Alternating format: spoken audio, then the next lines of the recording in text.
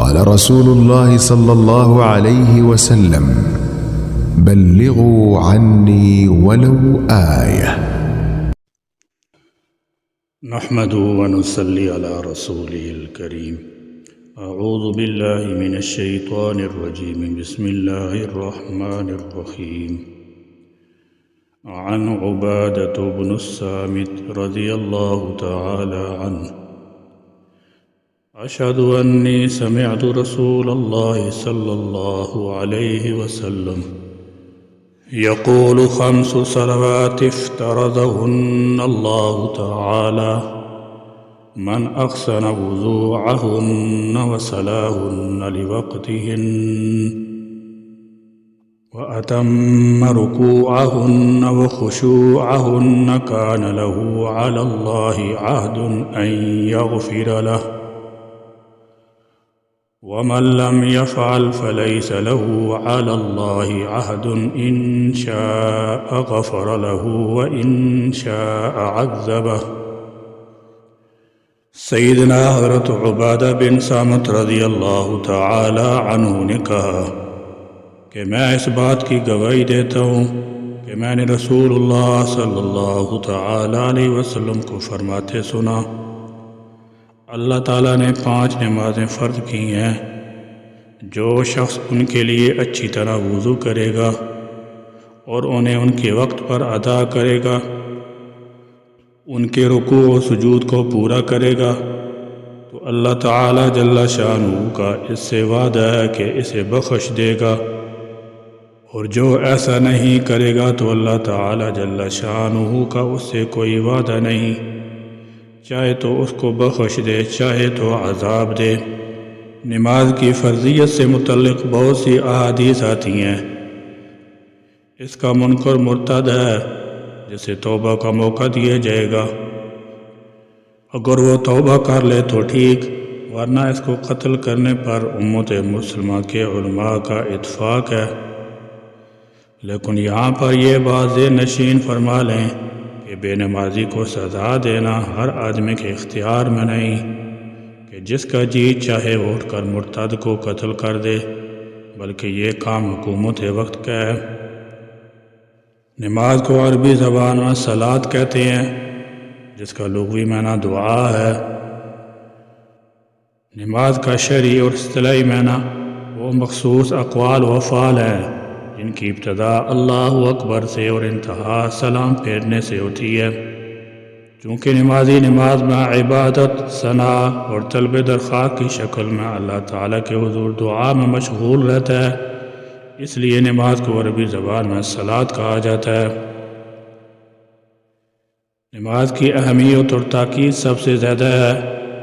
نماز تمام عبادات کی کامل اور حسین صورتوں کا مجموع ہے، اور نماز عبادت کی بہت سی اقسام پر مشتمل ہے، جیسے ذکر الہی، تلاوت قرآن، قیام، رکوع، سجدہ، دعا، تسبیح اور تکبیر وغیرہ. نماز بدنی عبادات کی چوٹی ہے. اللہ تعالیٰ جل شانہ کے رسولوں میں سے کسی کی شریعت نماز سے خالی نہ تھی. نماز دین اسلام کی بنیادی ارکان میں سے ہے. اللہ اور اس کے رسول صلی اللہ علیہ وسلم پر ایمان کے بعد اہم ترین رکن ہے. اس کی فرضیت قرآن و سنت اور اجماع امت سے ثابت ہے. یہ شب معراج کے موقع پر فرض کی گئی. قرآن و سنت اور اجماع کی روح سے اس کی ادائیگی کے 5 فرض اوقات ہیں. کتب احادیث میں 5 نمازوں کی ادائیگی کے اوقات مقرر ہیں. ان اوقات سے پہلے نماز ادا کرنا جائز نہیں، کیونکہ اکثر لوگوں کو نماز کا وقت ہو جانے کا علم نہیں ہوتا، یا کسی کام میں اس قدر مشغول ہوتے ہیں کہ نماز کی طرف ان کی توجہ نہیں رہتی. ان وجوہات کی بنا پر اللہ تعالیٰ جل شانہ نے اذان کو مشروع فرمایا تاکہ لوگوں کو نماز کے وقت کی اطلاع ہو جائے، جیسے کہ اس سے پہلے اسباق میں آپ اذان کے فضائل و احکام سن چکے ہیں. ہر عاقل بالغ مسلمان مرد و عورت پر دن رات میں 5 نمازیں فرض ہیں. لڑکے اور لڑکی کا بالغ ہونا علامات سے بھی ہو سکتا ہے. مثلا لڑکے کو احتلام ہو جائے یا لڑکی کو حیض آ جائے وغیرہ. اگر 15 سال سے پہلے بالغ ہونے کی علامتیں ظاہر ہو جائیں تو ان پر بالغوں کے احکام جاری ہوں گے. اور اگر کوئی علامت ظاہر نہ ہو تو 15 برس کی عمر پورا ہونے پر ان کو بالغ شمار کیا جائے گا اور ان پر نماز روزہ وغیرہ فرائض لازم ہو جائیں گے۔ اگر کسی نے بالغ ہونے کے بعد بھی نماز روزہ میں کوتاہی کی، اب وہ توبہ کر کے نماز روزہ قضا کرنا چاہتا ہے اور اسے یہ یاد نہیں کہ وہ کب بالغ ہوا تھا، تو لڑکے کے لیے حکم یہ ہے کہ وہ 13ویں سال کے شروع ہونے سے نماز روزہ قضا کرے، کیونکہ 12 سال کا لڑکا بالغ ہو سکتا ہے۔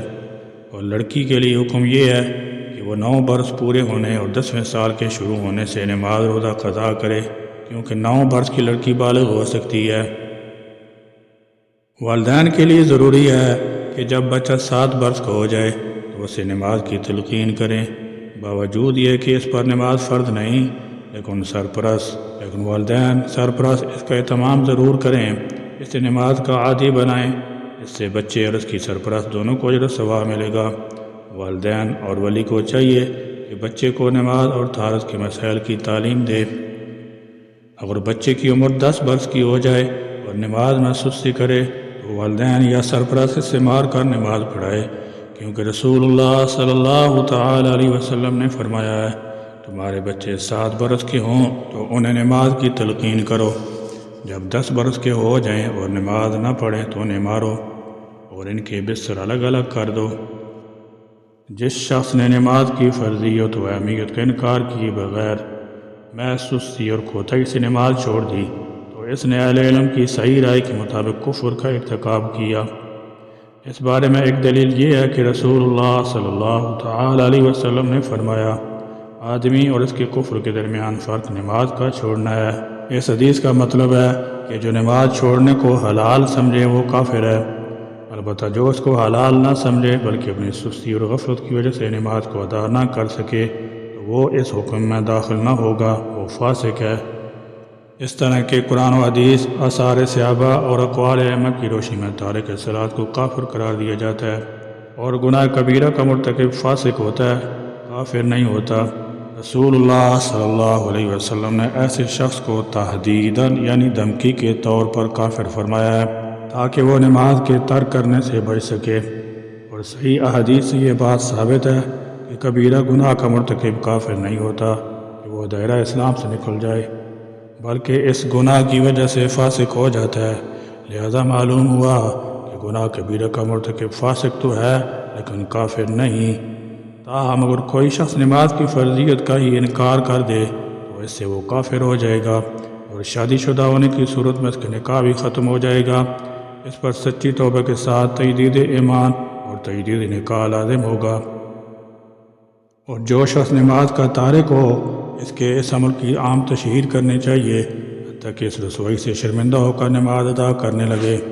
اگر وہ نماز ادا نہ کرے تو اسے سلام نہ کہا جائے، اس کی دعوت قبول نہ کی جائے حتیٰ کہ توبہ کرے اور نماز قائم کرے، کیونکہ نماز دین کا ستون ہے۔ یہی عمل مسلمان اور کافر کے درمیان فرق امتیاز کرنے والا ہے۔ حقیقت یہ ہے کہ کوئی شخص جب تک نماز ضائع کرتا رہے گا اس کا کوئی عمل بھی نفع مند اور مفید نہ ہوگا۔ ہم اللہ تعالیٰ سے عافیت کی دعا کرتے ہیں۔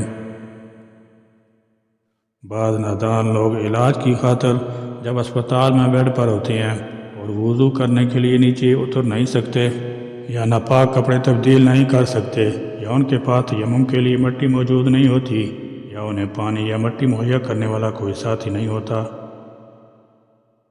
تو اس حالت میں نماز کو مؤخر کر لیتے ہیں اور کہتے ہیں کہ جب ہمارا عذر ختم ہو جائے گا تو تب نماز ادا کر لیں گے۔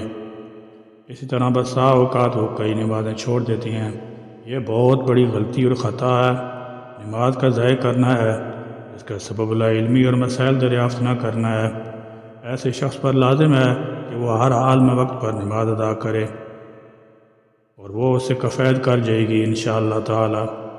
اسی طرح اگر کسی کو ناپاکی کے تسلسل کا عارضہ لاحق ہے، خواہ وہ کسی بھی صورت میں ہے، تو آپ ہر نماز کے لیے نیا وضو کر کے نماز ادا کیا کریں۔ اگر وضو ممکن نہیں ہے تو تیمم کر کے نماز ادا کر سکتے ہیں، لیکن نماز کسی صورت میں معاف نہیں ہے، جیسا کہ سخت وعیدات آپ نے پہلے سن لی ہیں۔ اس لیے کسی صورت سے بھی نماز سے کنارہ کشی اختیار نہ کریں، کیونکہ شیطان کا یہی مشن ہے کہ انسان کو اس طرح کی وساوس سے مبتلا کر کے اللہ تعالی جل شانہ کی عبادت سے دور رکھا جائے۔ اب آپ کی مرضی ہے کہ آپ نے شیطان کی بات ماننی ہے یا رحمان کی بات مان کر اپنی نجات کا سامان کرنا ہے۔ اگر صرف اور صرف اللہ تعالی جل شانہ کی رضا کی خاطر عبادت کرو گے تو یہ سب سے اعلیٰ درجہ ہے۔ دعا ہے کہ اللہ تعالی جل شانہ ہمیں اور سب مسلمانوں کو دینی بصیرت سے نوازے اور قول و عمل میں اخلاص نصیب فرمائے۔ سبحانک اللہم و بحمدک اشہد ان لا الہ الا انت استغفرک و اتوب الیک۔